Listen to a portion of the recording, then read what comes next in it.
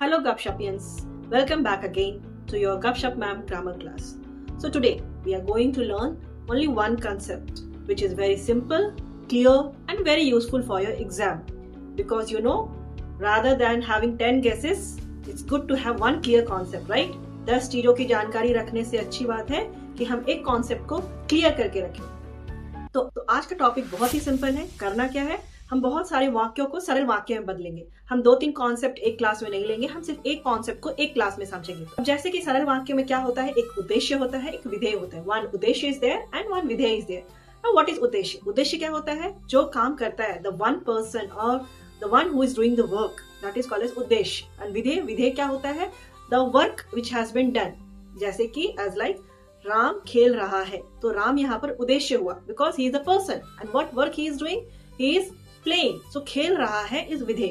तो today's topic is उपयुक्त वाक्यों को सरल वाक्यों में बदलिए। Means the given sentence, there will be sentence will be given and we have to convert it into सरल वाक्य। So to convert a sentence into सरल वाक्य, मोस्टली वी आर यूजिंग पर, और वी आर यूजिंग ही, और we are using कारण।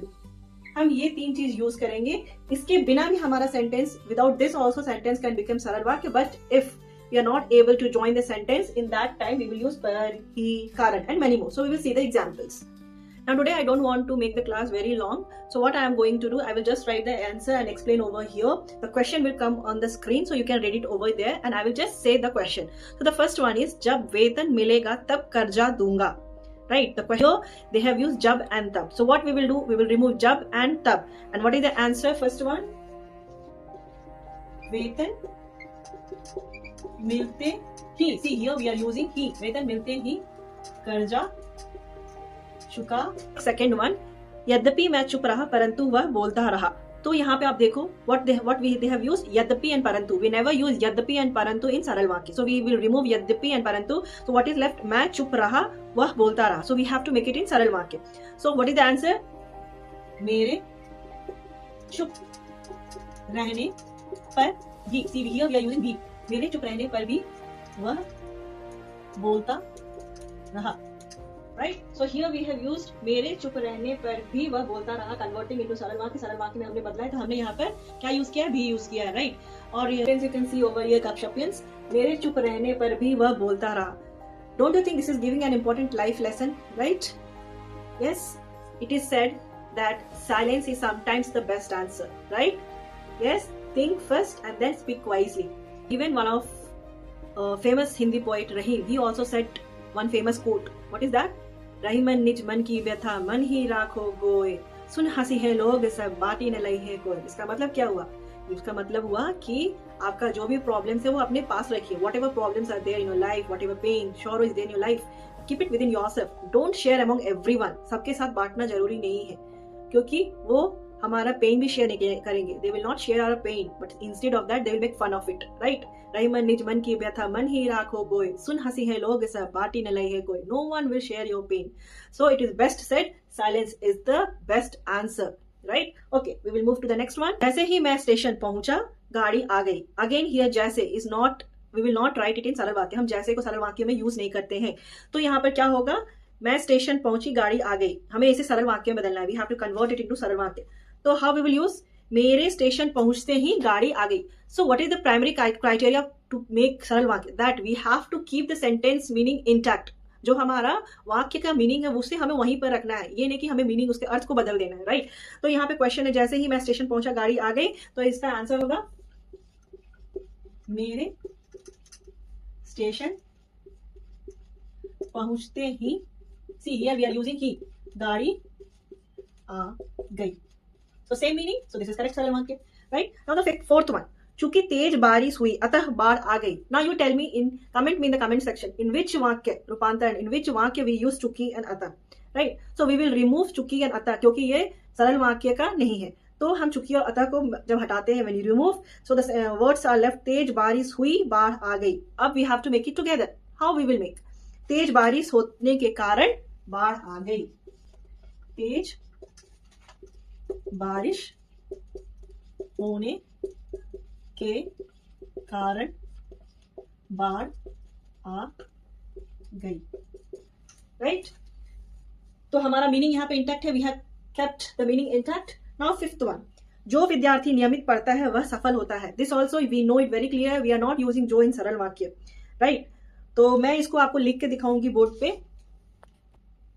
So here I have written the sentence, जो विद्यार्थी नियमित पढ़ता है वह सफल होता है. So you know it very well, we don't use जो and वह. Okay. So how we have to make it in सरल वाक्य, हमें सरल वाक्य बदलना. विद्यार्थी नियमित पढ़ता है सफल होता है, हम नहीं लिख सकते, right? And we will avoid repetitions also. We will not repeat the same word. So how we can make it, विद्यार्थी नियमित पढ़ने से ही सफल होता है, या फिर हम लिख सकते हैं नियमित पढ़ने वाले विद्यार्थी ही सफल होते हैं, right? We can write it, नियमित पढ़ने वाले विद्यार्थी ही सफल होते हैं. Even though we can also right नियमित पढ़ने वाले विद्यार्थी हमेशा सफल होते हैं. That is also correct, this is also correct. Sixth one, वे बाजार गए और सब्जी लाए. You know it very well, और we will not use in सरल वाक्य. So this is very easy. Sixth one, वे बाजार जाकर सब्जी लाई, right, simple. Then seventh one, घंटी बजी और बच्चे कक्षा में सो गए. This is also very simple. घंटी बजते ही, घंटी बजते ही, again here we are using ही. घंटी बजते ही बच्चे कक्षा में सो गए. सिंपल. वी हैव रिमूव्ड और and we had make it into सरल वाक्य. एट्थ वन इज, बारिश हो रही थी और हम घर में रुके रहे. I don't think so we need to write over here. मुझे यहाँ लिखने की जरूरत नहीं है. वी विल रिमूव और and we will use. Okay, I am writing over here. This is eighth one. बारिश होने के कारण, see we are using here के कारण. बारिश होने के कारण हम घर में रुके रहे.